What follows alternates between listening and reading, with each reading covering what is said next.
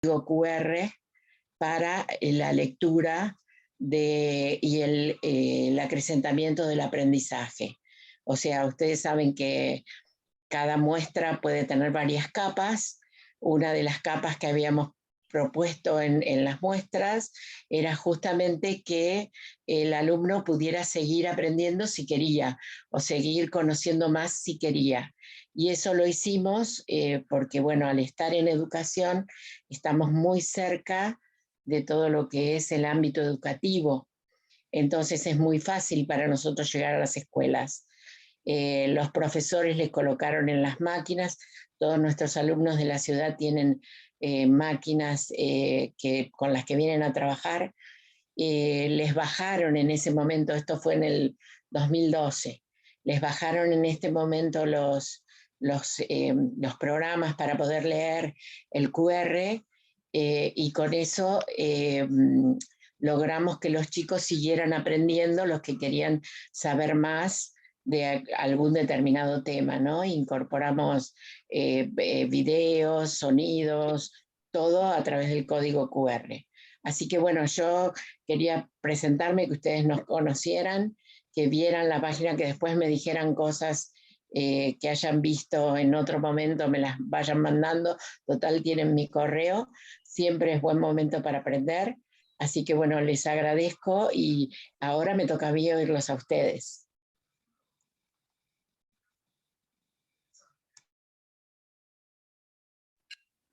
Gracias, Mirta. Y todo lo que nos mencionaste va muy bien a todo ello porque, pues si bien mencionabas que en tu museo tiene parte del legado, el cómo se fundó, también dentro de los departamentos educativos, pues existe como cierto legado que vienen arrastrando, sí, desde la educación formal, pero también desde las necesidades que el propio museo tuvo que enfrentar por los cambios. O sea, ya no era ese museo que resguardaba arte, o todavía lo es, o ya no era como solo esos gabinetes que eran solo para unos cuantos, que fueron formados bajo la élite. Entonces, rápidamente quiero hacer con ustedes un pequeño recuento de estos roles que ha adquirido, sí, parte de la función educativa de los museos, pero que se ha ido muy dirigido a los departamentos educativos. Y pues empezamos con esa narrativa estética y de educación para la apreciación artística, que fue como a finales del siglo XIX, principios del XX. Esto muy permeado dentro de los museos de arte, se iban mucho a bueno, ok, tienes la obra de arte, entonces pues lo primero que hay que hacer es como esa apreciación estética, pero todo, a partir de ello, todas las actividades empezaron a girar en torno a eso, a educación, pero para que nuestro público aprenda a apreciar la obra de arte. A partir de ello, un poquito más entrada del siglo XX, pues ya empezaron a verse a los museos como un centro de estudio sí de sus colecciones y de su acervo, pero también empezó como a dar no cierta contradicción, pero ya había como la misión estética y la misión instructora, es decir, ¿cómo es que les vas a enseñar a apreciar estéticamente si no les da las bases para hacerlo? Más adelante, pues ya hablamos de una narrativa más disciplinaria, es decir, que ya hay expertos dentro de los museos, expertos que se dedican a la conservación, a la investigación de las obras o del acervo, sean de historia, sean de antropología, de arqueología, de arte. Ya hay personas que se dedican de una manera profesional al cuidado, resguardo, difusión e investigación del contenido. Para los años 30 ya hablamos sobre estas teorías progresistas y de la psicología del aprendizaje, que es algo que se sigue trabajando, que habla ya de procesos psicológicos y de formación dentro de los museos. Es decir, nuestro público tiene necesidades a partir de su edad, su contexto, y todo ello pues nos permite hacer como el pre a esta narración de la experiencia que más adelante se va a llevar a cabo. Y pues obviamente empieza esa reforma social y esa educación social que empieza a hablar sobre, ok, sí, tenemos narrativas estéticas, pero también hay otro tipo de narrativas, esas que comunican, esas que van incluidas con quiénes tienen acceso a estos espacios, quiénes son los que pueden entrar y disfrutar de la obra, disfrutar de las actividades, disfrutar de cualquier cosa que ofrezca el museo y estos espacios. Ya para los 60, pues hablamos de esas narrativas experienciales y de la educación activa que se fueron afianzando a partir de lo que ya veíamos con la entrada de las teorías psicológicas y educativas dentro de estos departamentos, pero también habla sobre esas políticas de acceso ya como tal dentro del museo, ya no solo dentro del departamento educativo, es decir, cómo incidimos dentro de las políticas públicas para darle acceso a no una minoría, sino a una gran mayoría. Y obviamente, pues la educación constructivista dentro de estos proyectos. Para el 2000, pues era más la idea de esa sociedad del espectáculo y cómo los museos ya se ven como un espacio de ocio, un espacio para recrearse, ya no solo para aprender contenidos del acervo, sino para otras cosas que están permeados en la vida cotidiana, ya para muy cercanos estos años venideros, pues obviamente la pedagogía crítica y cómo entra en ella los procesos de, ok, si el museo acepta que es elitista, si el museo acepta que es colonialista, si el museo acepta que hay que repensar no solo los discursos dentro de los museos, sino el cómo vemos el acervo, cómo vemos el propio museo, y ya no lo hacemos solo en un ir y venir, sino una construcción colectiva. ¿Por qué dije esto todo muy rápido? Porque en un principio, como Sebastián nos comentaba, dentro de, el documento que presentó, el departamento educativo pretende estar dentro de esta última, la pedagogía crítica, sí, con unas tintes desde los procesos constructivistas, desde el escuchar al público, o sea, como vamos agarrando un poco de todo para llegar a esto. Pero hay algo muy importante, y es que la primera que veíamos, la narrativa estética y la educación para la precisión artística, aún continúa dentro de estos espacios.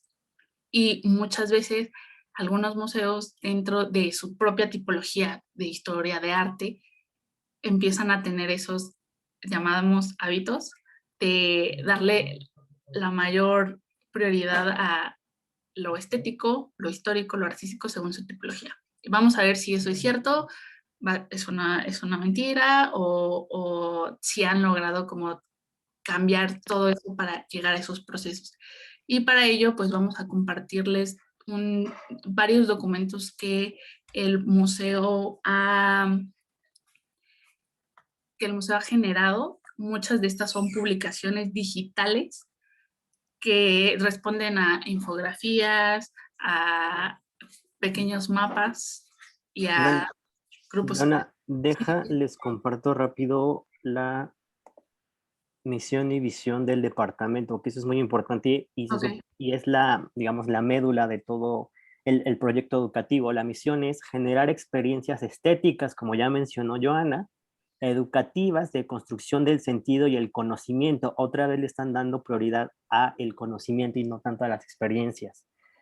Accesibles, inclusivas y de calidad, a la vanguardia de los nuevos tiempos, públicos diversos. Ahorita vamos a tratar de desenmarañar cuáles son los públicos diversos y modelos pedagógicos. Y el siguiente, la visión, que el área de educación sea referente educativo a nivel nacional e internacional de sus programas, proyectos y actividades sobre práctica educativa, arte y experiencias, investigación educativa, arte y educación.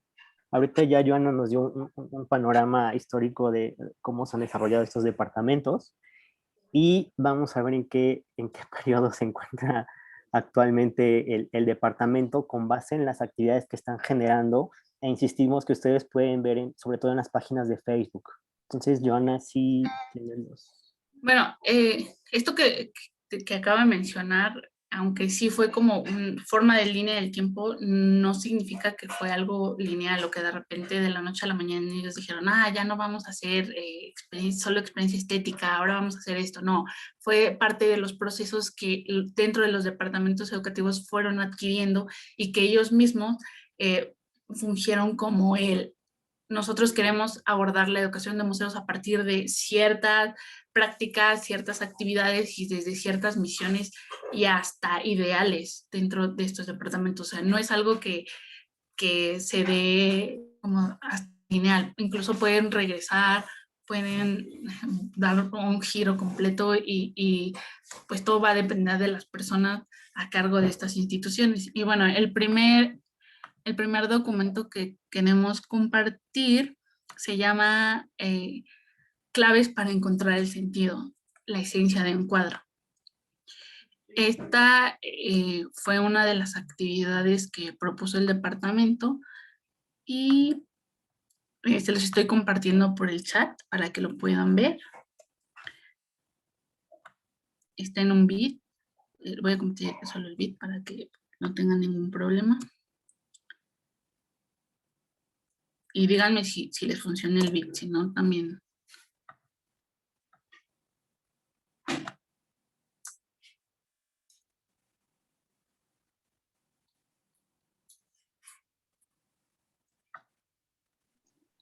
Joy, parece que sí. Oigan, mientras van entrando a esa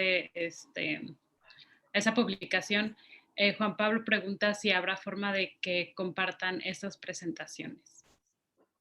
Sí, te las hacemos llegar por medio del correo al final de la actividad. Gracias. Ahorita les damos unos segundos para que revisen rápido este documento que les está pasando Joana. De todos modos lo pueden buscar en la página de Facebook. Igual para los que no puedan verlo ahora, lo estoy compartiendo en este momento. Okay.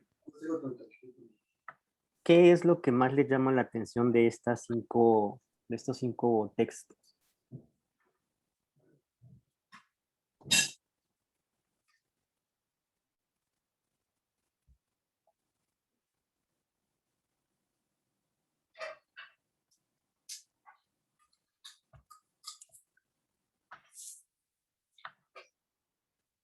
Dice Evelyn que Historia del Arte 101.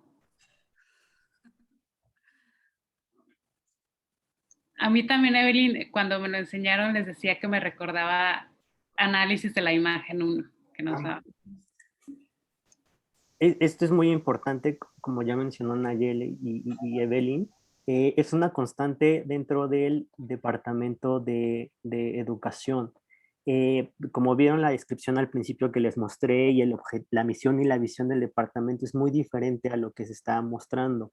Le están dando más prioridad al conocimiento, a los datos duros, que a la experiencia que pueden generar con los públicos, que esta es otra cosa muy importante, algo que detectamos Joana y yo, el público recurrente del MUNAL son personas entre 20 y 40 años aproximadamente.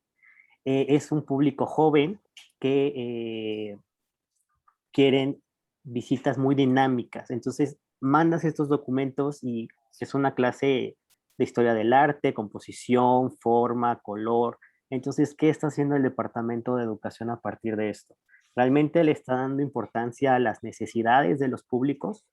¿Qué está generando o qué quiere decir a partir de lo que está produciendo el MUNAL? Eso los pueden, bueno, ya tienen el bit, lo pueden descargar cuantas veces quieran. Y otra cosa importante, ¿qué diferencia tendría para ustedes este documento que están viendo con alguno de curaduría o de investigación? ¿Qué diferencias podría haber entre este documento y que genera otro departamento?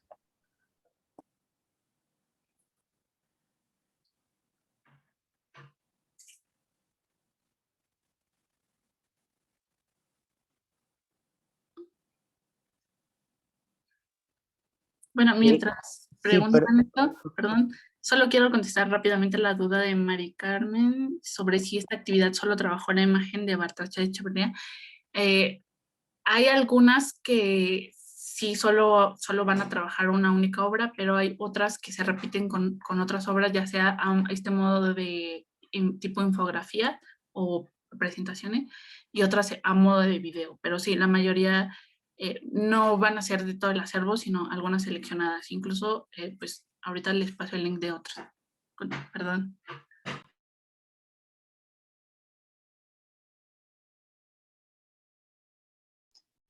Yo y Sebastián, Juan Pablo dice que reduce en cierta manera la brecha de capital cultural para el público que visita el museo y observa las piezas. Pero entonces, partiendo de este documento, una de las misiones del departamento es enseñarles a las personas cómo ver el arte, ¿o no?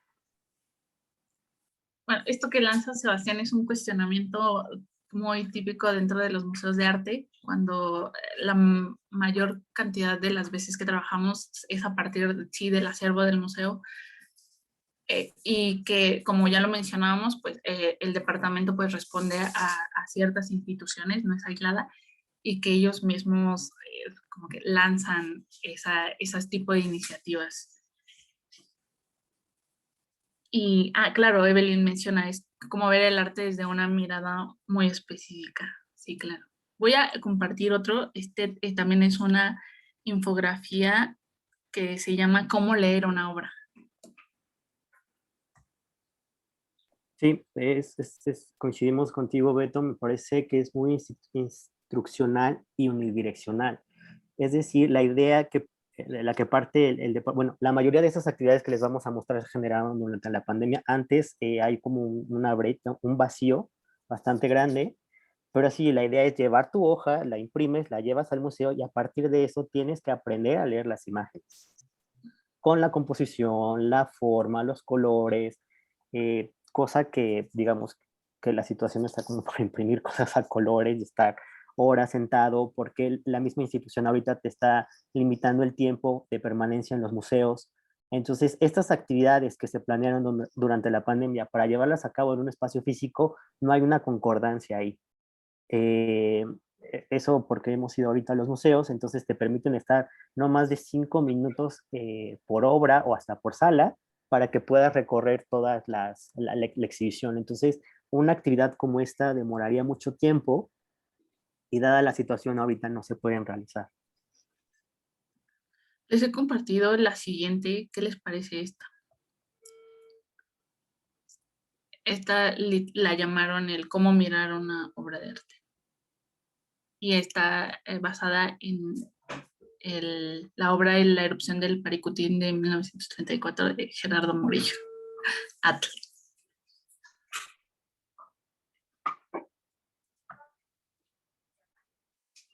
Lo estoy compartiendo aquí por si alguno no puede entrar al link en estos momentos.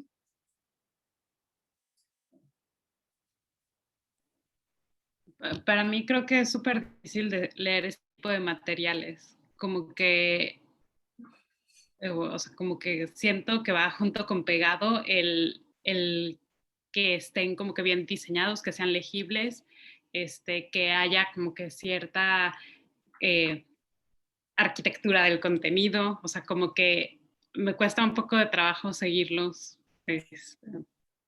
por lo mismo.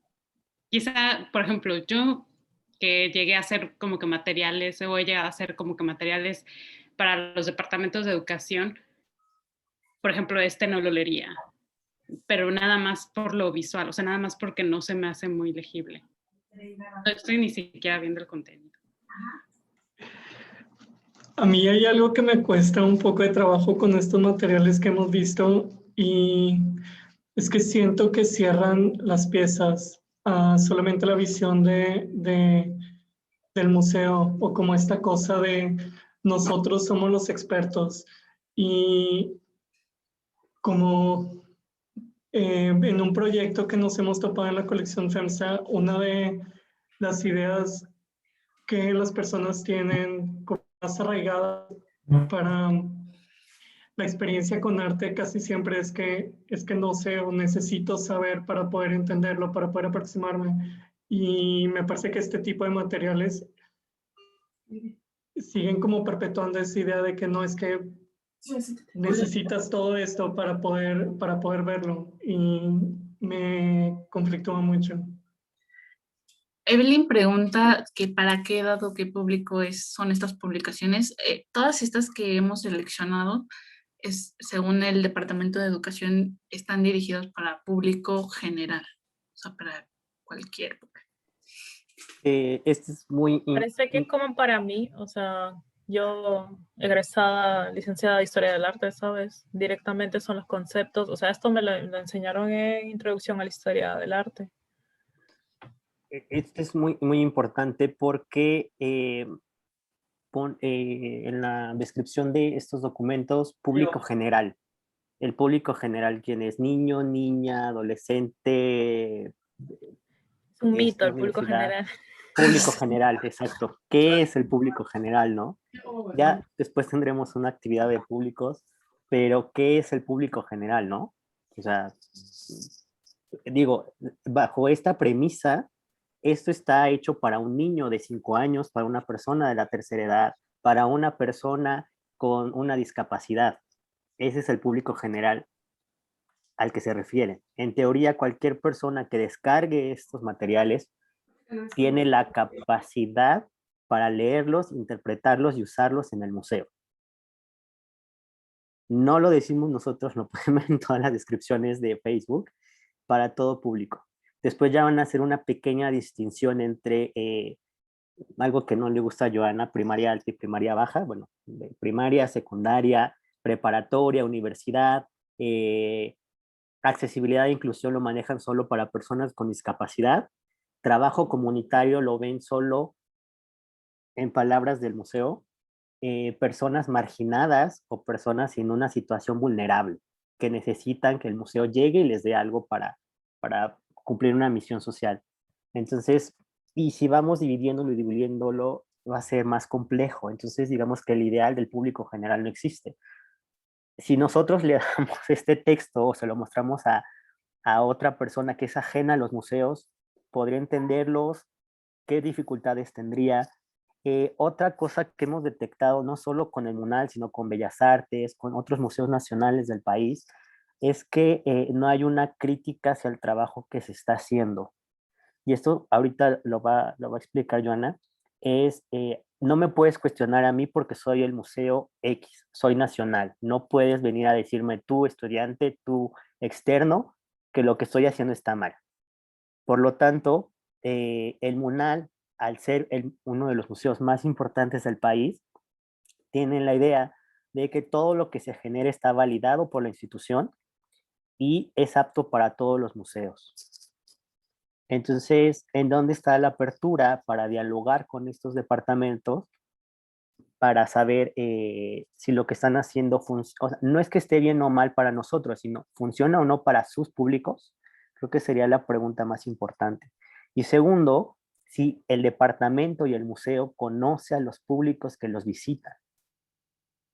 O ellos quieren inventarse públicos para llegar para ellos.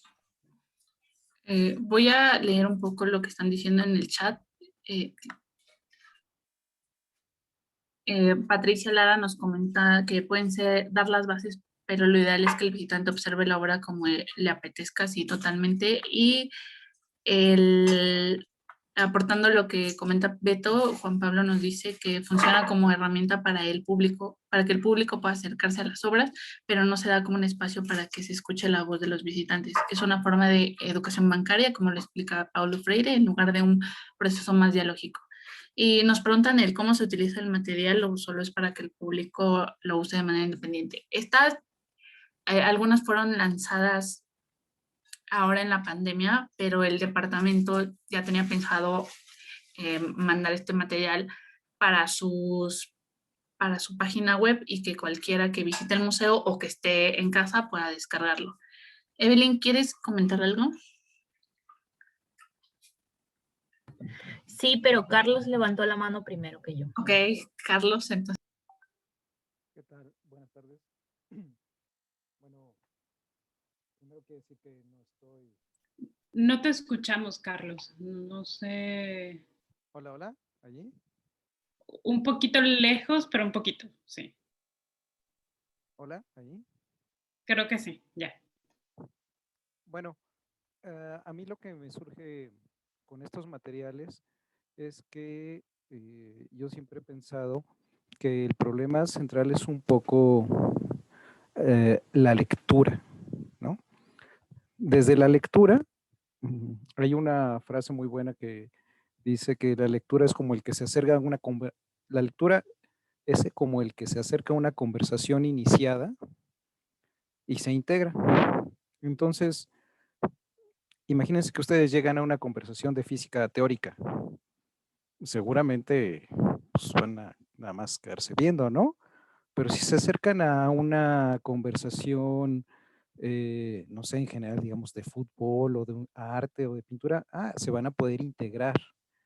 Entonces, yo creo que uno de los retos de los materiales es, digo, yo veo estos materiales y de repente para mí me parecen muy analíticos, los decodifico rápido y me llevo algo.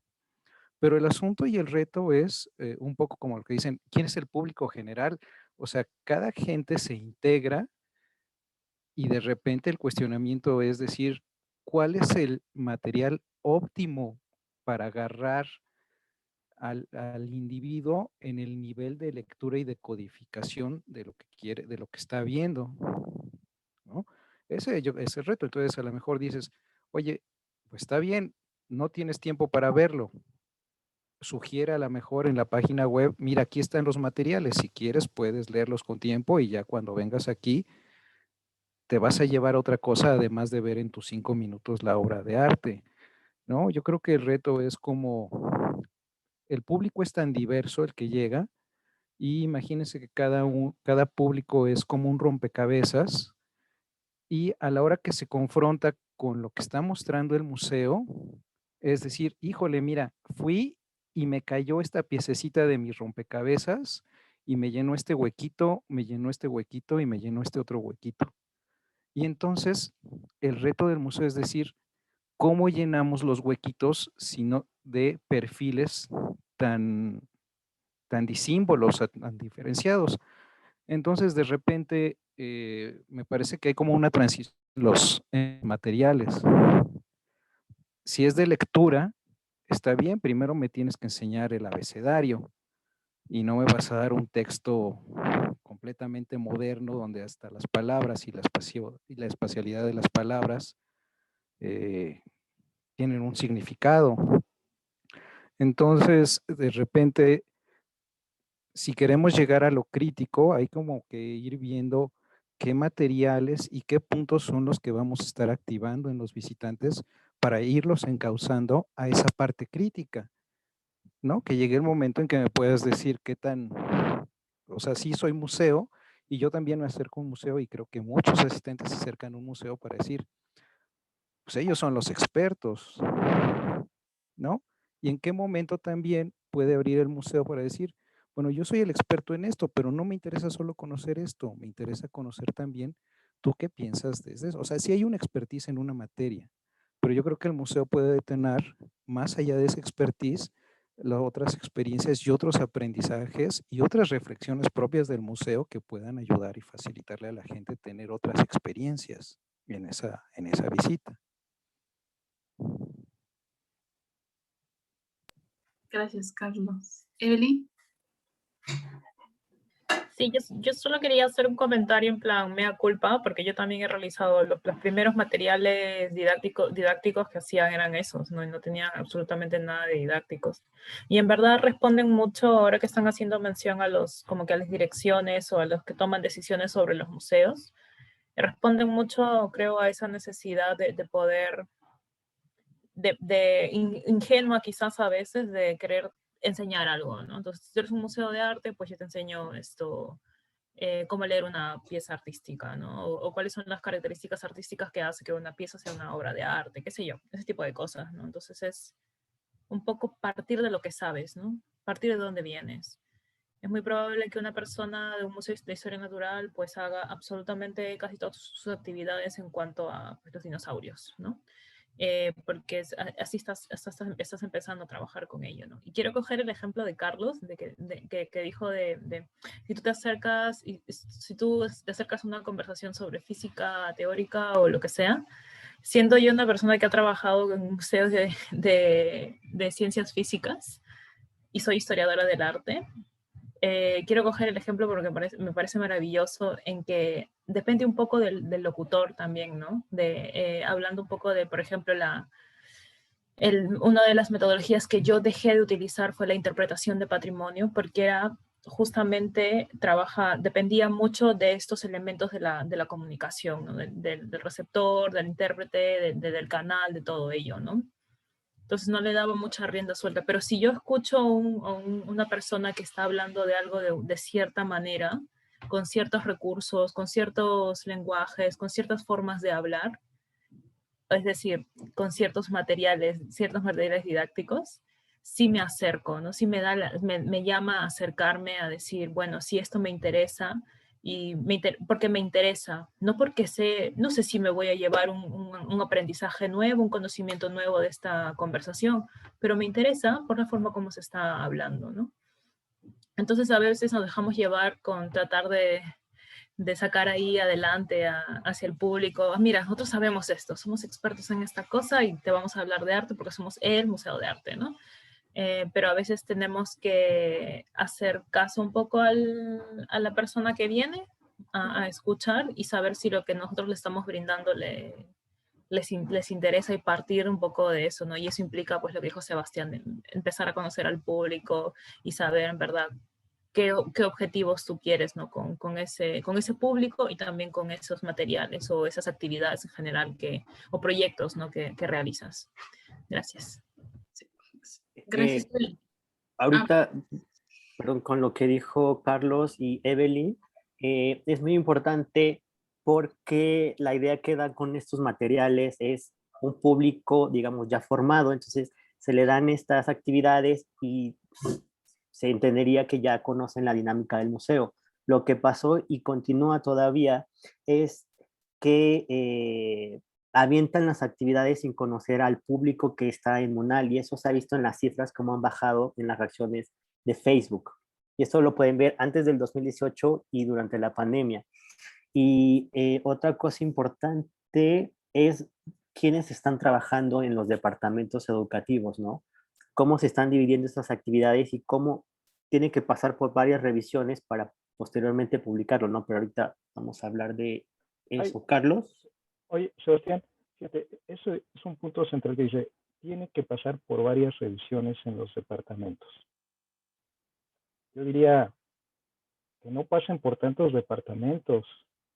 Haz 3 propuestas y preséntalo para niños de primaria, para niños de secundaria, para adultos con bachillerato terminado.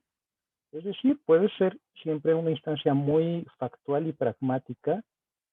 Yo soy el experto, yo lo diseñé, yo le puse el conocimiento, pero ponlo a prueba, ¿no? Piensa cómo ponerlos a prueba. A lo mejor en un mini grupo de enfoque y decirles, oigan, hay estas 3, a ver, ¿ustedes cuáles les gusta? Salgamos de la duda y critiquemos los elementos que se están construyendo, no para ese gran público. Sí, pues ahí existe el gran público. Pongámoslo a contraste con cosas muy factuales, además con tus públicos específicos de cada recinto, ¿no? O sea, porque, bueno, yo he visto que los especialistas pueden seguirse y ser el especialista y decir, es que esto se hace así y esto debe ser así. Pero yo recuerdo hace algunos años en Papalote vino Beverly, no recuerdo quién, que es de la que empezó a hacer los estudios de recorrido en museos, por donde se recorre, y nos mostró cómo ellos arman una maquetita, ponen una exposición y la ponen a prueba y ven la gente si se acerca, si lo lee, ¿no? Ah, no, ¿sabes qué? Esto no funciona, el que sigue. Y me sorprendió como sin mucho gasto y sin materiales muy complejos, a destajo ponen a prueba los exhibits. ¿no? Ponen las cosas. Y yo siento que de repente hay mucho quemarse las pestañas en decir, este es el material preciso. Yo no sé si sea el preciso, más bien ponlo a prueba. Muy, muy de acuerdo, Carlos. Y algo que la verdad es de las pocas cosas que me gusta de este departamento es que tratan de diversificar este tipo de actividades. Y, no estoy muy segura de si van como lo que mencionabas de está funcionando o no está funcionando, pero sí mostrar, digamos, que ese tipo de actividades o propuestas en diferentes formatos, o sea, ya sea como lo estamos presentando aquí en documentos que están libres para que cualquiera lo pueda descargar desde su página, pero también videos o talleres que lanzan en sus actividades. Entonces, ahorita nada más les voy a compartir otra para que lo tengan presente. Se llama Llaves para saber ver escultura. A mí la principal cosa que yo veo dentro de estos documentos es el título que le ponen. Desde el título como que ya ¿pueden verlo, abrir el link? No, no se puede. A ver, déjenme un momento. Ok, ahorita se los retomo. Y mientras lo busco, quiero compartir con ustedes, entonces me voy a saltar y ahorita, si hay tiempo, regresamos. Una de las actividades que ellos proponen son tipo podcast. Entonces, para darles el antecedente, este podcast es el primero que se hizo, o muchos de los que van a ir más adelante van a ser podcasts que se dedican a describir obras de arte, pero este en particular me pareció muy interesante porque el título se llama ¿Qué es un museo? Y le preguntan a público infantil, a niños en particular, para ellos qué es el museo, y las preguntas que les van haciendo son bastante interesantes. Ahora, quiero que pues lancen esas preguntas. No les voy a decir más porque tampoco quiero viciar un poco la idea de que ustedes puedan hacer su propia análisis. Ok, me voy a adelantar hasta el minuto 8, pero les voy a pasar el link para que ustedes lo puedan ver tampoco para que sea muy largo. Me dicen si lo pueden escuchar. Exhiben en los museos son importantes para las niñas y niños, tanto que nos dijeron cómo creen que las personas deben comportarse cuando visitan los lugares que resguardan todos estos valiosos objetos. Sí. Yo he visto a veces las reglas que dicen los museos. Algunos dicen que no griten, que es despacio y tienen que caminar bien, se tienen que limpiar los zapatos y no deben de tocar cosas porque si tocan se pueden romper. Y deben de limpiarse los zapatos porque pueden manchar adentro. Es un lugar donde todo está muy limpio. No desordenada y muy quietecitas. Adecuadamente al lugar, bien, ya que se tienes que mostrar respeto hacia la pintura, ya sea entre otras cosas. Bien, no tira basura, no corre ni hace ruido.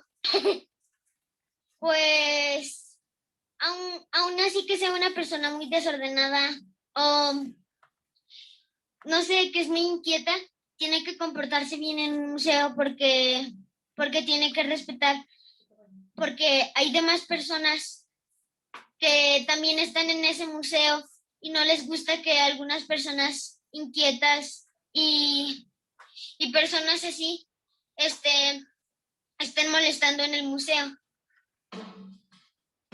Resulta curioso, ¿no? Por eso, quisimos saber cómo se imaginan a las personas que trabajamos en los museos. Me la imagino que son personas que saben mucho sobre las cosas que se exhiben, que tienen mucha paciencia e interés en transmitir a otros sus conocimientos. Saben mucho sobre los temas que ellos nos muestran, así que son personas muy inteligentes, lo cual agradezco que nos enseñen sobre el tema. Educadas. Serio. muy trabajadora, no les da tiempo de jugar con sus niños y pues porque siempre andan trabajando.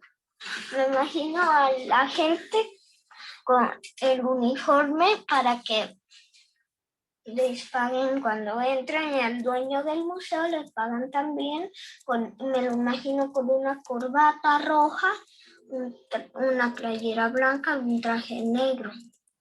Yo me imagino que tienen que respetar el museo y cuidar que las personas no roben las arquitecturas o pinturas del museo. Me imagino que tienen bigotes.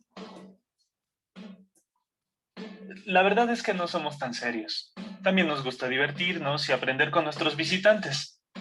Y no todos tenemos bigote. Las personas que atendemos a los visitantes queremos que cada uno de los que llega al museo tenga una experiencia nueva de aprendizaje, que viva algo interesante y que se vaya con un gran recuerdo. A algunos de las niñas y niños eso les parece importante también. Yo me imagino que en un museo podría ver cosas y platicarlas luego. En un museo podemos mirar las cosas que se exhiben, participar en las actividades interactivas, preguntar a los guías sobre lo que nos interese y comer en la cafetería. Ver las cosas, aprender, escuchar. Desde el área de educación del Museo Nacional de Arte, queremos agradecer a todos los amigos que nos ayudaron a crear estos vínculos y estas conversaciones. Ok, antes de todo eso, ¿tienen alguna pregunta tal cual de, por ejemplo, de dónde salían los niños? Ya veo sus caras. ¿Alguien? Carlos. Bueno, para empezar veo que ya les pusieron uniforme. Ya saben, tienes corbata roja, camisa blanca, traje negro. Es bigote, el bigote, ¿no? Sí, y con bigote, por cierto. ¿No? Sí. Bueno, el otro punto es muy interesante. Yo quisiera ponerles Ahora, antes de que me digas esto, solo quiero aclarar que esa descripción es del cómo se visten los custodios del museo. Entonces, creo que los están Exactamente. Ajá. Exactamente, sí, es lo que ven los niños, ¿no? Esos son los gentes que están aquí trabajando, ¿no? Bueno, yo escucho esto y me viene a la mente, es una idea medio loca, pero allá en el MUNAL está la biblioteca, ¿no? Donde están las esculturas. Entonces, como dice el primer niño, no, que no deben de tocar, no deben de cuidar, de todo. Imagínense que todas esas cosas, todas esas esculturas, con la tecnología que hay, las hacemos 3D, hacemos réplicas falsas que puedan tocar. Y entonces a lo mejor les decimos a los niños, ¿sabes qué? Entra, si haz lo que quieras, si quieres súbete, o sea, esas no son las originales, son copias, ¿no? Y entonces mi pregunta siempre, yo me pregunto, si esa experiencia no sería mucho más sensible, más recordada, más cercana como una experiencia lúdica y de aprendizaje, antes de tener las originales y obviamente no poder hacer eso, ¿no? Y entonces el valor de repente, no sé si se trastoca ese orden en decir, más allá del objeto, ¿qué puedes aprender y realmente valorar, conocer del objeto? No lo sé, pero es algo que siempre me ha dado vueltas. Y el otro caso, en cuanto al comportamiento, los niños dan su punto de vista, pero uno voltea y también hay posturas muy sensibles, donde dicen, no, ¿sabes qué? Aquí en el MUNAL, ¿cómo se te ocurre dar una sala para venir a bailar? Es un espacio donde no se baila, aunque me garantices que no se daña el patrimonio, ¿no? Es como una extrapolación a esa parte de comportamiento en estos espacios. Y mencionaste que no se baila por algo en particular. Estuvieron hace algunos años, ¿no? Un evento, ¿no? Sí, allí que dijeron, exactamente. oigan, vamos a bailar, vamos a hacer, y no Sí. sé quién brincó y dijo, oigan, ¿por qué van a ponerse? Oigan, va a ser sin zapatos, no vamos a dañar el parquet. Oigan, no, que Me van. llamó la atención que mencionaras eso porque justo una de las últimas iniciativas de la anterior administración se llamó Salón Monal, en donde invitaron a su público a ir al espacio, primero en el segundo piso y luego en el espacio de los leones, para que bailaran, o sea, literal pusieron cumbias, salsa y se pusieron a bailar. Y muchos saltaron diciendo que era espacios patrimoniales, que era una forma de incluso sacarlos.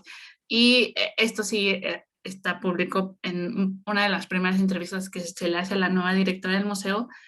Ella dice que no va a permitir este tipo de iniciativas que dañan la, ¿cómo decía? Dañan la, como La imagen. la imagen del museo. Entonces, como que Bueno, echó para atrás todo este tipo de proyectos. Y bueno, yo ajá, una última observación, yo diría, hay un ejemplo muy bueno de un museo que se hizo en Colombia, donde era un área marginada, pobre, con prostitutas, drogadictos, construyen el museo, hacen una rehabilitación y en el documento y la que expone dicen, bueno, aquí podían venir los niños a tomar el catecismo. Y bueno, sí, a veces que venían también las chicas de la calle y ya las conocíamos y les da su visita guiada, ¿no? Y entonces le da una vuelta completamente a quiénes son y quiénes pueden entrar y acercarse y hacer comunidades al museo, ¿no? Entonces yo lo veo eso y de repente lo veo como muy, no sé qué tan, bueno, me da la impresión de que es lejano aún en nuestros espacios, ¿no? Y en nuestros recintos. Beto, ¿quieres comentar algo? Gracias. Eh, a mí me parece como súper sintomático que todos los niños, o la mayoría, hablaron de lo que no se puede hacer en un museo, pero ninguno de lo que sí se puede hacer en un museo, y eso me choca. Y también el respeto, o sea, ay no, no hay que perder el respeto al arte, a la institución también. Sí. Bueno, el por qué puse este video, algo muy importante y es lo que no les dije para que no se fueran como con la finta. Estos niños pertenecen a un programa del museo que se llama Pequeños Embajadores de Monal. Entonces, es un grupo que trabajó con el departamento educativo con mínimo 6 meses antes de la pandemia. Es decir, asistían presencialmente todos los sábados en un periodo de entre 3 y 6 meses. Entonces, no son niños al azar que de repente lanzaron una convocatoria y le preguntaron, no, son niños que con los cuales el departamento trabajó de la mano. Entonces, resulta muy interesante ya que les comenté esto y el por qué los niños de repente empezaron a decir como de cómo ven el museo, qué es lo que se puede hacer o no hacer en el museo. Los primeros minutos que nos saltamos, me los salté solo por cuestiones de tiempo, pero les voy a pasar la liga para que ya, si ustedes quieren ver, hablan sobre para ellos qué es el museo y cómo harían su propio museo. Esas preguntas son bastante interesantes. Evelyn, ¿quieres comentar algo? Una cosita, bueno, ya se adelantaron. Parecía que una niña tenía como un texto que parecía que estaba leyendo, pero también un poco las descripciones. ¿Qué cosas abundan en las salas de museo? Lo que ustedes llaman custodios, lo que nosotros llamamos seguridad, ¿no? Por ejemplo, cuando yo hice la maestría en España, todo el mundo se moría por Educaticen. O sea, es como que el primer área educativa que tiene nombre, que tiene su propia web, que tiene todo como muy independiente. Ahí está, bueno, que en ese momento primero estaba Ana Moreno y ahora está Rufino. Todo muy bien. ¿Qué abunda en sus salas de museos? La seguridad, los custodios, o sea, es uno cada 4 piezas. Entonces, es muy probable que si unos niños estén en un programa constantemente yendo ahí, ¿qué ven más? ¿Educadores de sala o seguritas? Entonces, por eso yo creo que también están ahí es que allá se le dice seguritas, o sea, por eso es que están ahí como muy pendientes de, a mí no me sorprendería que están los educadores, un educador con 10 niños o un educador con 8 niños y 4 seguritas, y todos los seguritas le dicen a los niños, hola, ¿qué tal? Ten cuidado, no toques aquí, no corras por allá, no grites, no sé qué. Entonces, ¿cómo no se le va a quedar eso a los niños, ¿no? Mientras que el educador, ¿qué podría decir? No sé si a alguno de ustedes les ha pasado que se ha enfrentado a esa situación de o alguien de seguridad que te pide que por favor te calles la boca o que dejes de hacer gritar al niño porque hay más personas. Entonces tú como educador que estás ahí tratando de incentivar el movimiento del cuerpo, qué sé yo, ese tipo de cosas, te enfrentas a esa situación. Es muy interesante lo que mencionan, sobre todo de los custodios, el trabajo que hicieron estos niños. Los conocimos porque estuvimos trabajando con ellos en algunos talleres. La idea era que tuvieran un acercamiento con las obras, desde la exploración, la experimentación, pero al final lo único con lo que se quedaban era no corras, no hables, siéntate, no toques, no preguntes. Entonces, lo que mostró Joana es precisamente lo que reproducen, y sí les daban textos para que leyeran y aprendieran, y sí, de una experimentación pasó a una enseñanza tal cual de arte. Esta es una pieza que se pintó en el barroco en 1600 y luego se trataba de plasmar esa idea a través de un taller o una manualidad para que se fijara ese conocimiento.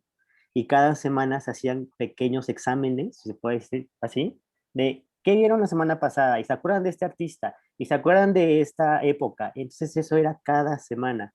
Y respecto a los custodios, en otro museo en el que trabajamos, cuando ingresé a ese museo, me acuerdo que un compañero me decía, es que no te metas con los custodios porque puedes tener problemas. Entonces teníamos como ese miedo, y al final era más un problema personal de él con los custodios que de ellos. Entonces teníamos un área específica donde ponían los niños pintar, dibujar, escribir. Entonces, saludando a estos custodios, pues les dimos como una pequeña formación o capacitación en qué consistía ese espacio. Teníamos un muro en el cual podían pintar con gises, y los mismos custodios que se iban rotando cada semana les daban los gises a los niños y les decían, mira, puedes pintar, en este museo puedes escribir. Entonces era un trabajo también del mismo departamento y de las personas para involucrar a los públicos y quitar esta idea del custodio o seguridad que nada más está diciendo lo que no debes de hacer, ¿no?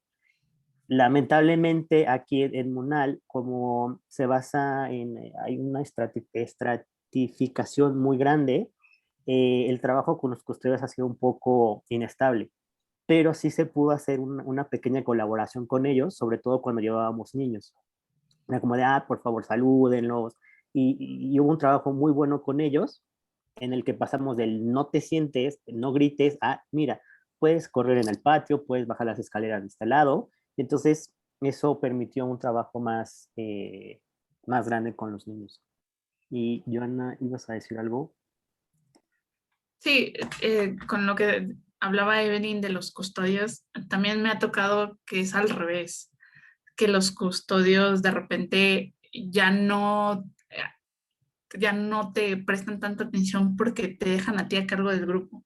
Entonces ahora tú adquieres ese rol de no hay que cruzar la línea, no hay que, pues por cuestiones de seguridad. Y algo también muy particular que antes de que empezara esta gestión, hubo una iniciativa por parte de Monal en el que los propios custodios presentaban su obra favorita del museo. Entonces, te presentaban a los custodios ya no solo como de, ay, es el que resguarda, sino que de alguna forma es uno de los visitantes más recurrentes del museo porque se queda en una sala y se queda ahí un montón de tiempo, y de repente hay custodios que tantos que han escuchado historias, no solo de lo que dicen los educadores, sino lo que cuentan las personas cuando están conversando entre ellos, cuando hay como ciertos grupos que les llaman la atención y tienen un montón de historias que contar.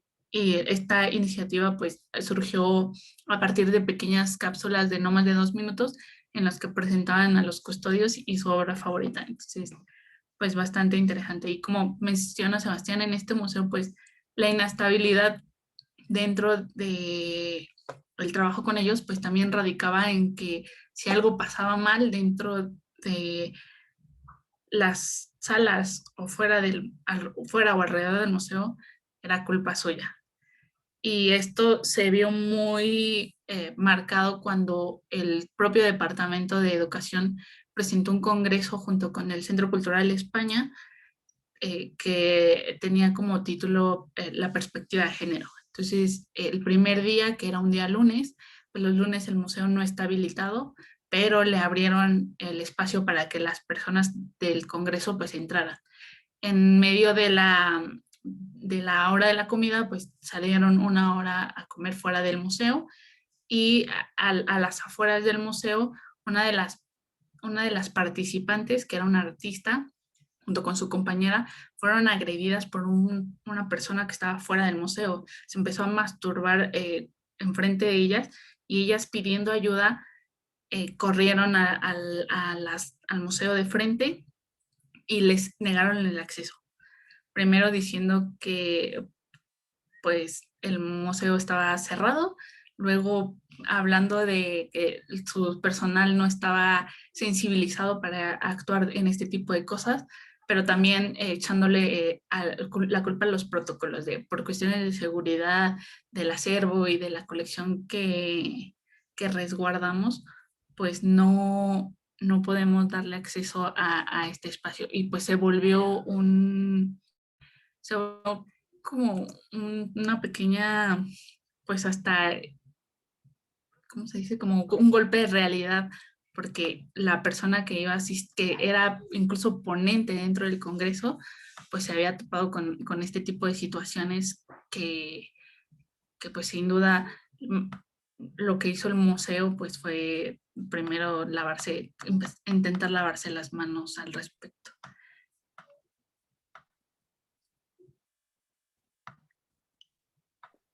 Y esto es muy importante porque durante una parte de cuando inició, todos los comentarios que empezaron a llegar a Facebook los eliminaba. Entonces era como, pongan atención en esto, todas las críticas negativas las eliminaba el museo. Ya después durante la pandemia ya dejaron eso y ya no están quitando pues, los malos comentarios. Hay un reportaje que les vamos a compartir en donde vienen todas las capturas de pantalla de esta colega. Entonces, donde se quejaba cómo es posible que hagan un encuentro de género y no nos apoyen y nos violenten. Digo, pudieron apagar el problema muy rápido, pero digamos que la marca se quedó ahí. Ya se los compartió Beto. Entonces es el único artículo que pudo quedar, los demás los eliminaron, en Twitter borraron varias imágenes, en Facebook también. Y esto es muy curioso porque la persona responsable de ese encuentro estuvo al tanto, era la responsable de toda la logística y al final se estaban echando la bolita de que fueron los custodios, fue el departamento de educación y al final pues se quedó en una mala experiencia. Y sí, Carlos. Un poco mencionado, no es tema, pero respecto a tu comentario anterior, yo pensaría, por ejemplo, si hay un programa para que los hijos o los sobrinos de los custodios recorran el museo, ¿no? Y en ese sentido irlos involucrando. Digo, iniciativas hay, pero el problema es quién las va a hacer, quién las va a realizar.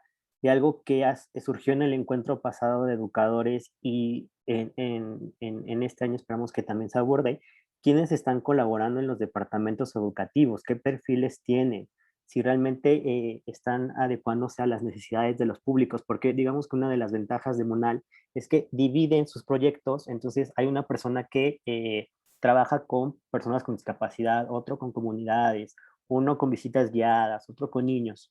Entonces, esto permite crear muchas actividades al mismo tiempo.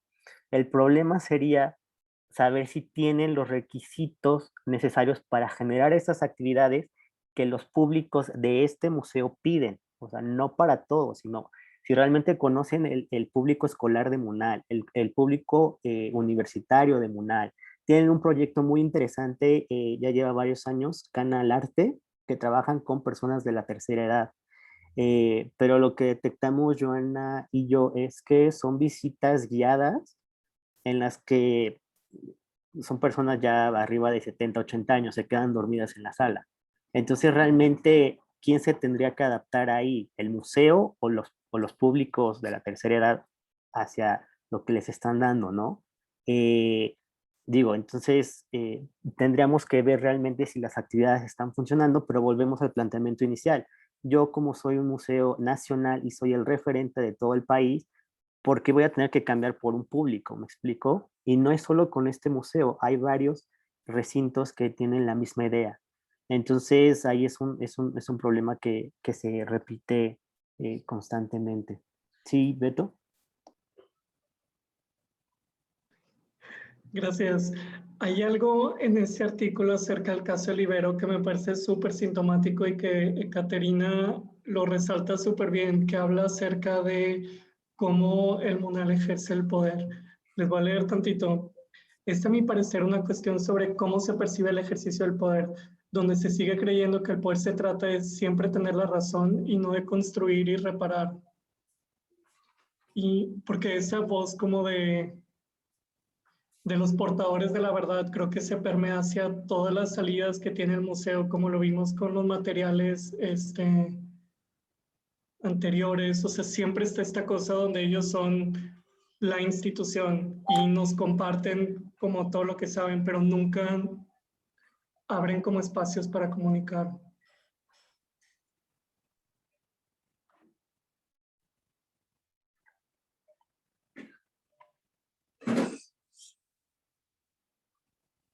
Pues voy a comentar lo que menciona aquí en el chat, que me parece interesante. Marta Elena nos comparte que en el Franz Mayer hace unos años pues tuvieron una fiesta sonidera con nada menos que el sonido de la changa y sonido de la conga, pero formó parte del programa académico en torno a una exposición temporal sobre fotógrafos, y que fue increíble que tantas personas se acercaran por primera vez al museo y la historia del fonógrafo, y todo a través de la socialización, la música y el baile. Sí, me parece que escuché sobre él, nunca había conocido a alguien que estuvo ahí presente, entonces también está bastante importante. Y Mari Carmen Bastida nos comparte que considera que este tipo de acciones deberían generarse con los departamentos de la red, porque al menos yo me he dado cuenta que los museos operan con 1 o 2 personas y justamente algunos de estos museos sí los aplican. Y Erika Pérez nos comparte que en el museo privado en el que trabajó organizaban visitas con los custodios para que en sus días de descansos, y no todos tenían ganas de asistir. O sea, cuando los custodios pues ya no iban como en calidad de custodios, sino que podían visitar de manera libre, y pues dice que no tenían ganas de asistir. Y Evelyn, que en el Museo de Lima también se hacían cuando ella estuvo ahí, pero con horarios laborales cada mes y de 2 en 2. El día de descanso es el día de descanso. Ok, sí. También me tocó conocer como parte de estos custodios se mueven en todo el INBA, como lo mencionaban. No es que estén fijamente en un museo, sino que cada cierto tiempo hay como una rotación, entonces los encuentras como en diferentes museos de esta institución. Entonces, que no hay un trabajo permanente con ellos dentro del museo, que tienen su base. Algunos sí tienen como esta iniciativa de tener como trabajos con ellos. Marta, ¿nos quieres comentar algo? Sí, solo para abonar un poquito a lo que se está comentando. Un poco en el Franz Mayer, los que han venido por acá, pues verán que el grupo de custodios en realidad es un equipo de chicas, son mujeres que están en sala, y es diferente el equipo en realidad ellas también son guías, también dan visitas guiadas a público en general, visitas como muy específicas y generales. Entonces tienen una capacitación constante y continua, no solamente sobre los contenidos de las exposiciones, exposiciones y de la colección permanente, sino también en términos de sensibilización, de atención al público, incluso calidad en el servicio, cultura turística y todo esto, ¿no? Lo que les quería compartir pues es que también a estas tareas que las áreas de educación de los museos tenemos, que es como sensibilizar estos equipos que tienen contacto con el público, pues también hemos sumado recientemente al equipo de oficiales, o sea, la seguridad, los policías, el policía que está desde la puerta, porque aparte llegas al museo y en el caso nuestro, la primera persona con la que tienes contacto es un policía, ¿no? Es el que está en la puerta. Y la otra es el equipo de limpieza, toda la gente que forma parte de estos equipos de apoyo, programas de capacitación con la intención de que toda persona de primer contacto con el público pues tenga como al menos estos generales de sensibilización, perdón, que ayude o a que poco a poco podamos brindar una atención mejor y que la experiencia del público en el museo sea de lo más satisfactoria posible, ¿no? Y pues por supuesto esta parte que se comentaba de la rotación en estos equipos, ¿no? Que es una situación que creo que todos vivimos independientemente del esquema de museo que tenemos, pero pues se vuelve, creo, una de las actividades obligadas para las áreas de educación de los museos, como esta parte de sensibilización al interior de estos equipos de primer contacto, ¿no? Es lo que quería comentar. Mirta. Les quería comentar que nosotros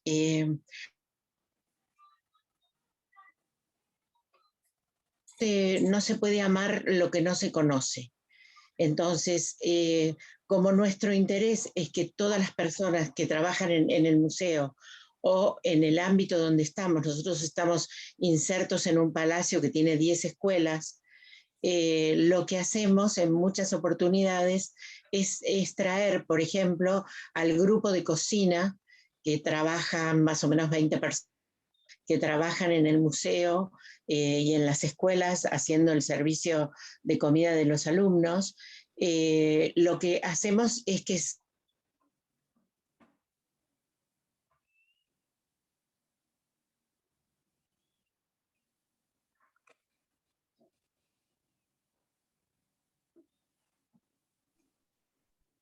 Creo que Mirta Creo que se cortó.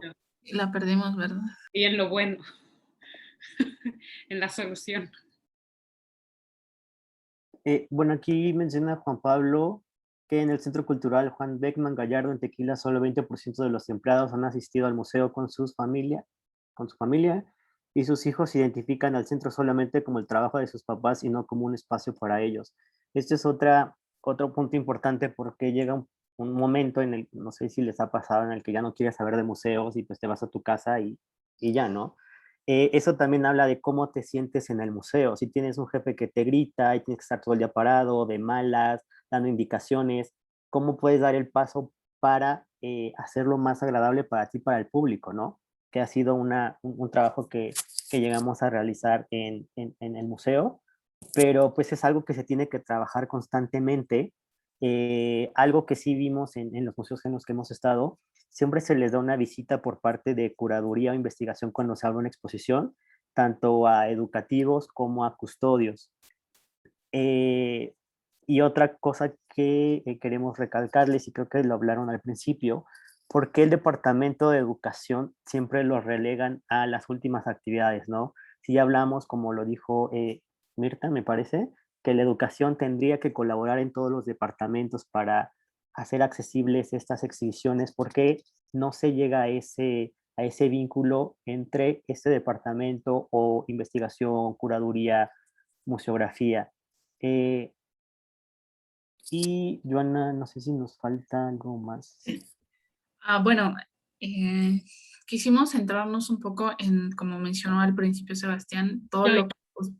Perdón que te interrumpa, para que no te corte más adelante, ya regresó Mirta. Ok. Hola Mirta de nuevo. Bueno, lo que intentamos hacer es recrear el sentido de pertenencia.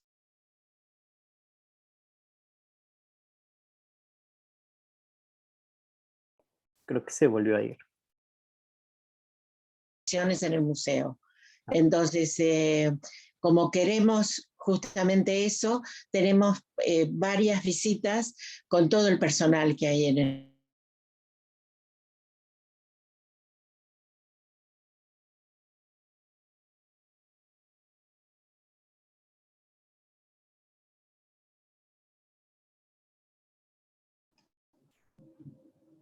Yo creo que no, pues ya hay que seguir.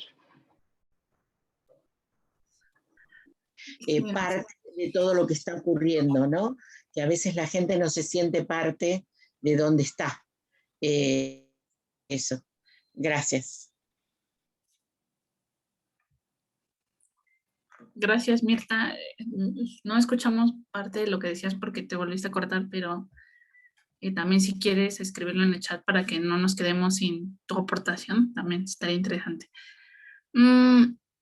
Y pues queremos que ya nos queda un poco tiempo. Queremos terminar con una pequeña actividad antes de cerrar a esto. Entonces nos vamos a dividir en pequeños grupos en los que vamos a tratar de incluso sacarnos siempre vamos a hablar desde nosotros, o sea, desde nuestra práctica, entonces tengámoslo muy presente. ¿Cómo es que se configuran los departamentos educativos a partir de sí las exigencias institucionales, sí lo que diga la gestión en el momento, pero también desde nuestras propias ideas de qué es lo que debe hacer el departamento educativo? Como les compartí al inicio, la pregunta de en qué es para ustedes, qué hacía el departamento educativo. Quiero que nos volvamos a reformular esa pregunta, pero ya no volverla como hacia ese ideal que queremos nosotros que suceda en el museo, sino en lo que sucede actualmente en el museo, confrontando como lo tratamos de hacer estos hábitos que seguimos repitiendo y reproduciendo dentro de la práctica y una alternativa para cambiar eso. Entonces vamos a dividirnos en grupos para que podamos dialogar un poco más, de una manera más cercana a eso, y volvemos en menos de 5 minutos. Joy, nada más para confirmar, tenemos que conversar sobre la realidad de los departamentos educativos. Okay. Exactamente. Y también sería muy interesante que las personas que no están como en este contexto de México nos den como ese aporte.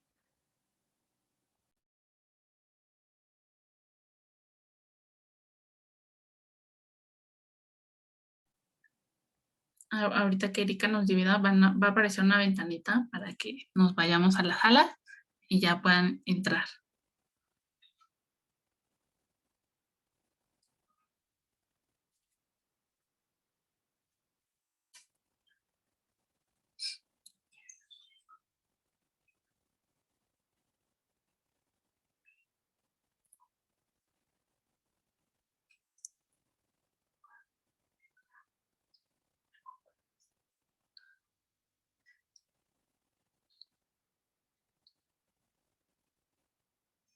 Erika, ¿tú no puedes entrar a ninguna sala?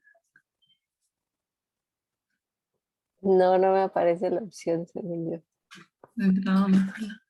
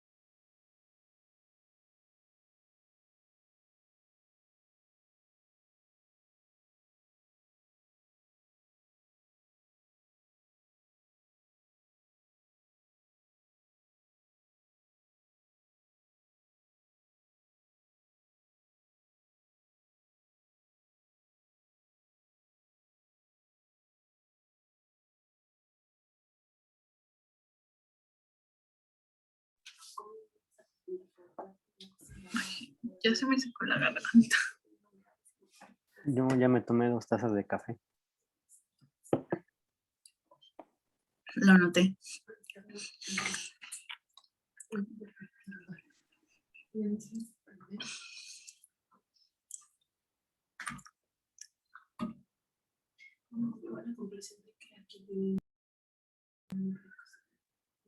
De repente dije, ¿dónde están todos?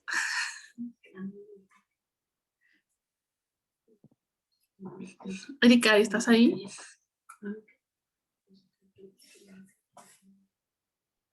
Sí. ¿Puedes cerrárselos? Ni modo de... Pues ya les avisaste que 2 minutos.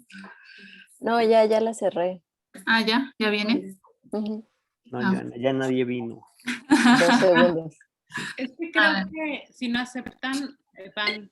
No, pero creo que automáticamente, o sea, ya cuando lo cierras automáticamente te regresa porque sí. Ya regresaron. Hemos regresado. He sentido como Eminem, así, hablando como súper rápido. Ahorita lo que tengo que decir por ustedes es que... Ayer tuvimos debate presidencial y había uno de los candidatos que hablaba así súper rapidito porque le daban 30 segundos para hablar. Entonces estamos practicando. Estamos practicando cuando nos regresan a la sala general del Zoom. Sí. Creo que eso es como muy cuando empiezas a hablar rápido. Una de Ya las... ves que cortaron la inspiración. Sí. Una de las nuevas habilidades de la pandemia. Hablar rápido antes de que te cierren el chat. Entonces, pues de lo que estuvieron platicando, cuéntenos qué. No les dijimos que escogieran un representante del grupo porque pues que salga de su ronco pecho y si quieren compartirlo.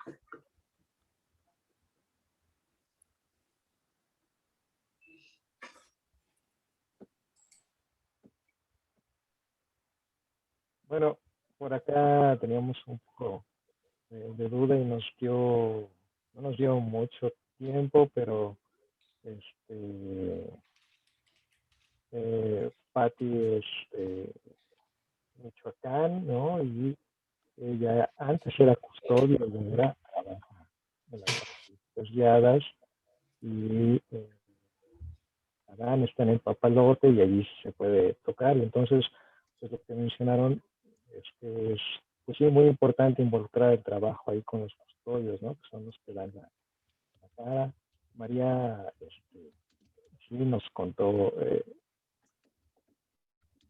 es importante la experiencia de aprendizaje, pero no tan centrada en decir el aprendizaje, sacrificando la parte de experiencia y también la parte lúdica, ¿no? Porque hay como encontrar el equilibrio, ¿no, María? Más o menos. Sí, en el rap que pude crear, pues traté de resumir un poco eso.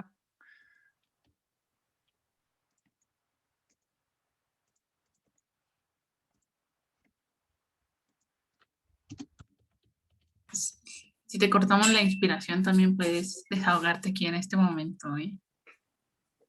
Pues es el momento. Ah, no, nada, es que yo salí un rato para atender una llamada que tenía pendiente hasta ahora. Y cuando regresé, pues estaban hablando un poco sobre los de seguridad dentro del museo y este trabajo como en colaboración y como que aprendizaje también.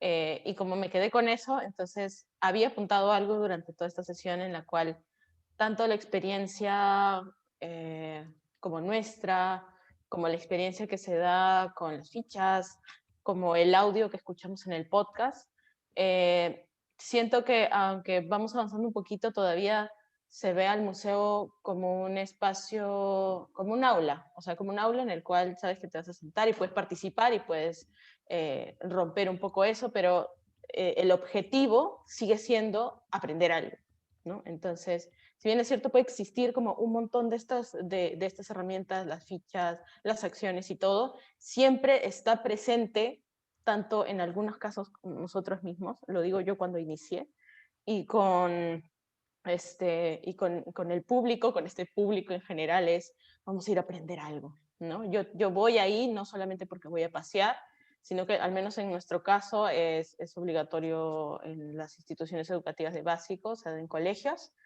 al menos una visita en algún museo al año, ya sea museo de ciencia, 2 visitas, ¿verdad? Sí, gracias Evelyn que está ahí apoyándome también.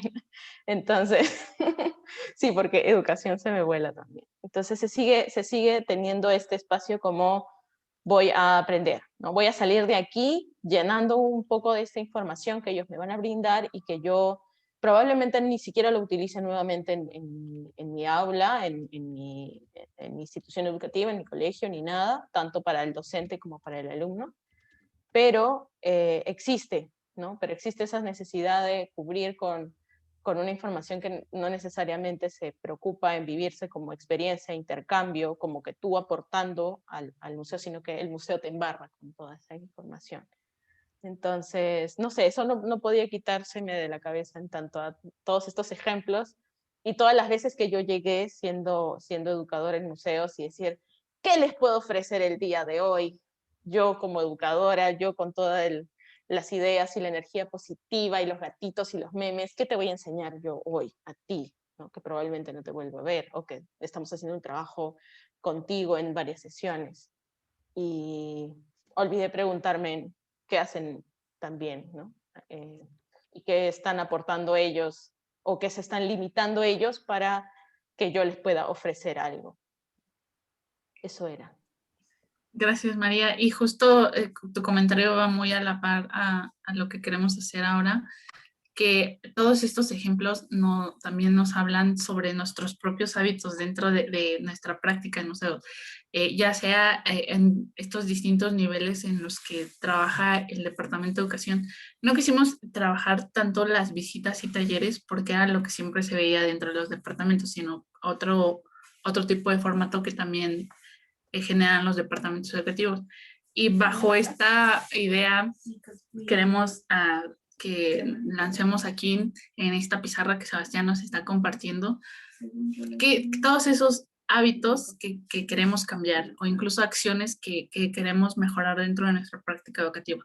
Puede ser desde el mejorar la relación con los custodios del espacio, el buscar formas para comunicarnos con el público que no sean unidireccionales, sino que sean más participativas, o depende también de ustedes, ya no les voy a dar más ideas para que lo puedan anotar.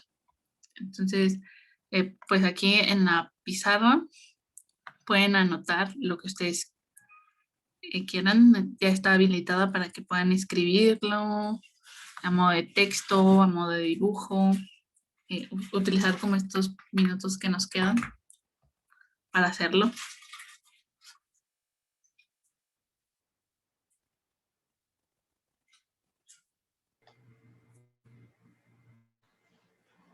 Perdón, ¿cómo lo editamos? En la parte de arriba aparece como una pequeña, ¿cómo se dice? Una flechita donde dice ver opciones y está la opción de anotar. ¿Ya le salió la opción? Si está en el teléfono, en la parte inferior izquierda aparece un circulito con un dibujito de un lápiz y ya está habilitado en ese momento. ¿Alguien más tiene algún problema para...?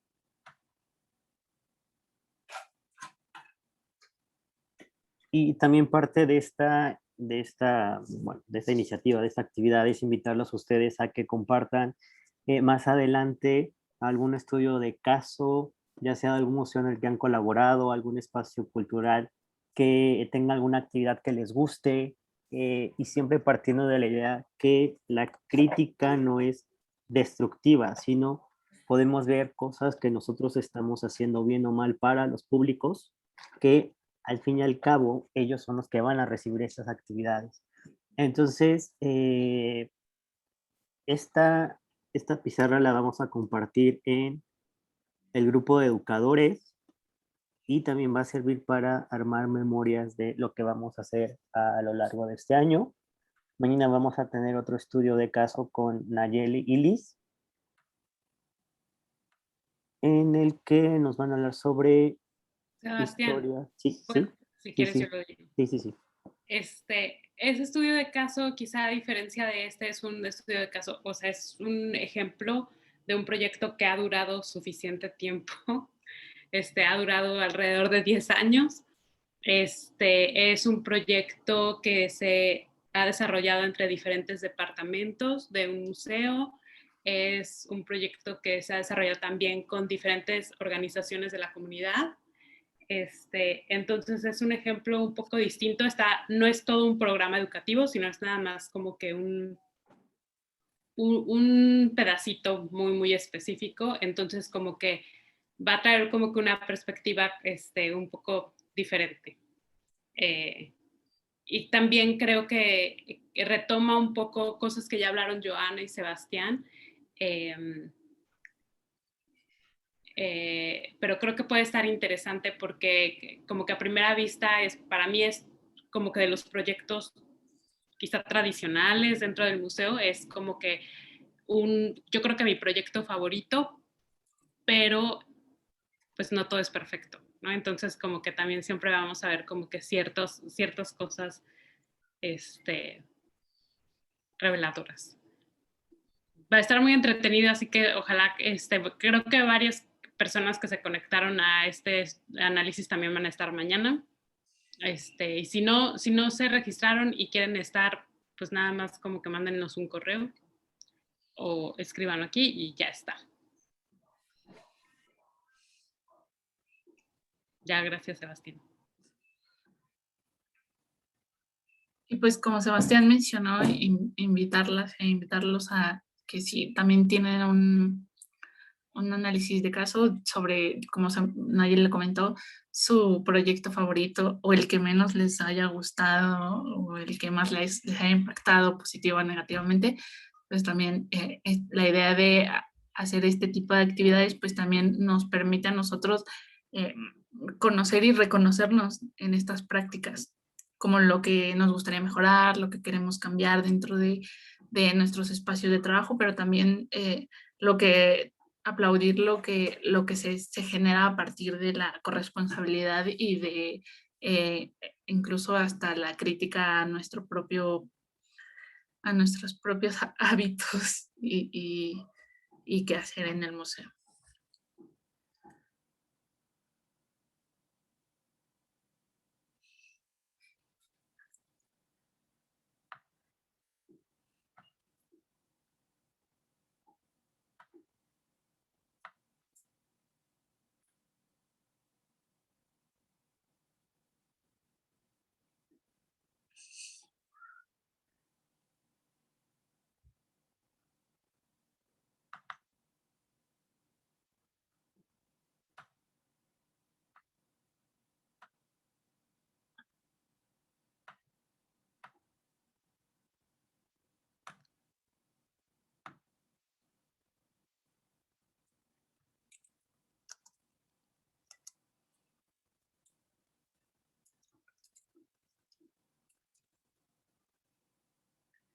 Y para ir cerrando esta actividad, vamos a dar unos minutos si quieren comentar algo para ir cerrando.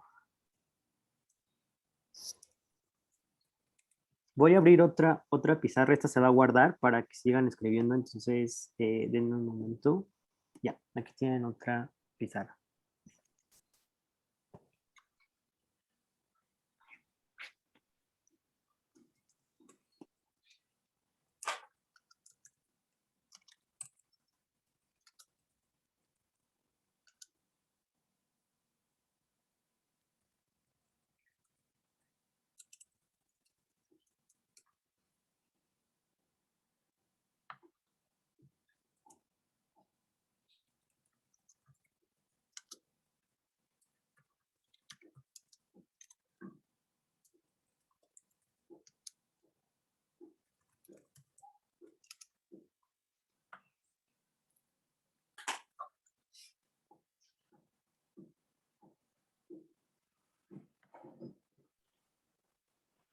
A mí me quedó girando todavía un comentario que hizo María, ¿no? Dice, oye, ¿qué te voy a enseñar? Porque a lo mejor no te voy a volver a ver, ¿no? Pero más bien desde el otro lado, ¿no? Quizás hay niños, hay infantes que por su situación nunca van a poder regresar en su vida de infante, ¿no? Entonces se tiene esa oportunidad para dejar una marca, una impresión, una huella de cuando tuvo la oportunidad de ir en primaria a X museo y se la pasó bien, o le dieron un detallito, o le dieron un cuadernito, o le dieron una pizarra, no sé, ¿no? Entonces yo creo que eso también es una oportunidad, ¿no? De poder dejar allí un gancho y quizás más adelante, cuando sea adolescente, diga, pues yo me la pasé bien, la única vez que pude ir a un museo en primaria.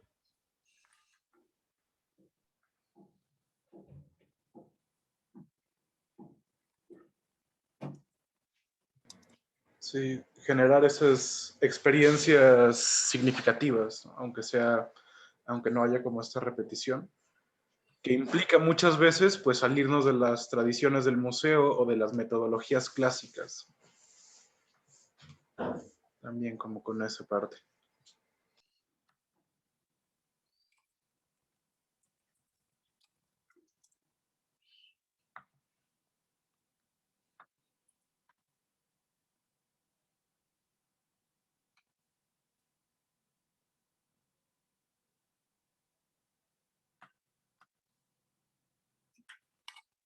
Sí, es un tema bien interesante lo que mencionan. Ya no lo abordamos, porque si no aquí pasaríamos 4 horas o más sobre los proyectos comunitarios, qué función tienen, si realmente responden a algo social o es meramente institucional. Y creo que ahorita Joana les va a compartir su reflexión. Es, bueno, al menos lo que yo me quedo con esto y con otros actividades que hemos estado revisando, es que creemos que los departamentos educativos deben de crear las dinámicas a partir de las necesidades de sus públicos.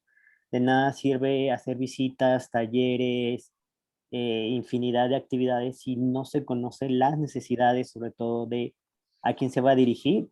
Y ahorita se evidenció mucho en la pandemia con esta sobreexplotación de actividades, ¿no? Entonces ya estabas bombardeado de muchos lados y no sabías como a dónde mirar, ¿no?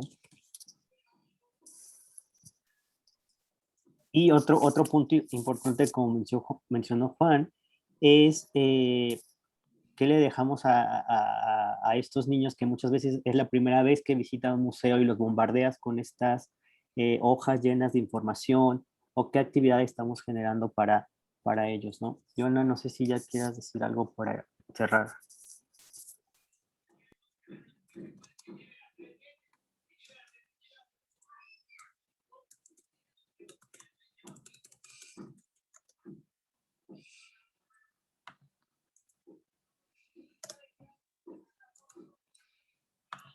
Ah, perdón, estaba escribiendo. Pues nada, solo quiero cerrar agradeciendo el tiempo que dedicaron a esta pequeña actividad, y pues yo me voy con muchas reflexiones y más preguntas que respuestas. Y claro que este pequeño proyecto pues era algo incluso que ya teníamos como tiempo de, pues hay que hablar sobre nuestras propias experiencias, de las prácticas. Entonces pues derivó en estas pequeñas actividades que de nuevo los invitamos y las invitamos a que si alguno de ustedes quiere participar, pues es completamente abierto y son bienvenidos a hacerlo.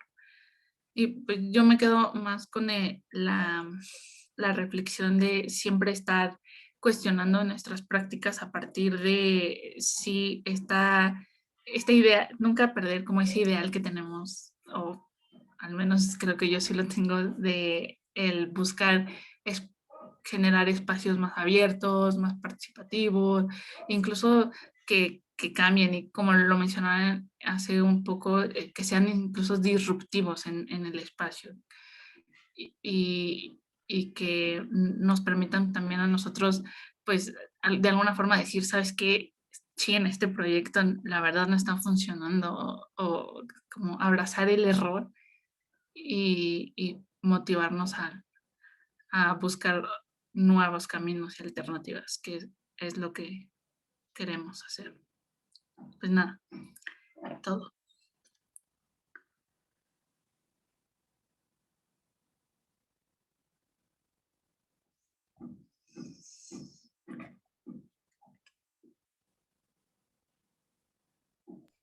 Bueno, pues muchas gracias a todos, a todas. Si alguien quiere estar en la actividad de mañana y no pudo registrarse, nos mandan un correo entonces las escribimos.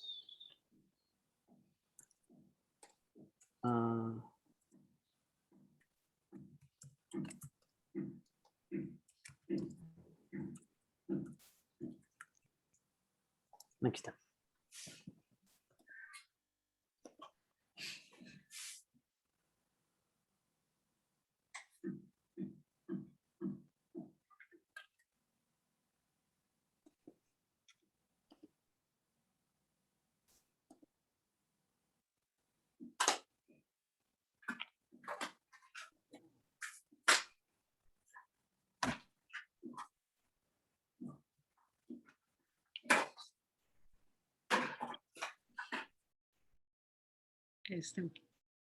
Pues gracias, creo que ya, ¿verdad? Ya algunos se están desconectando. Es que quedó un poco así de que... Okay.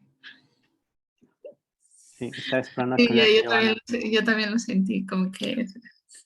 Bye, Evelyn, nos vemos mañana. Gracias a todos, nos vemos. Bye. Gracias, Gracias, adiós. cuídense. Bye. Gracias, nos vemos mañana. Nos vemos mañana. Muchas gracias, hasta mañana. Hasta mañana. Bye, hasta mañana.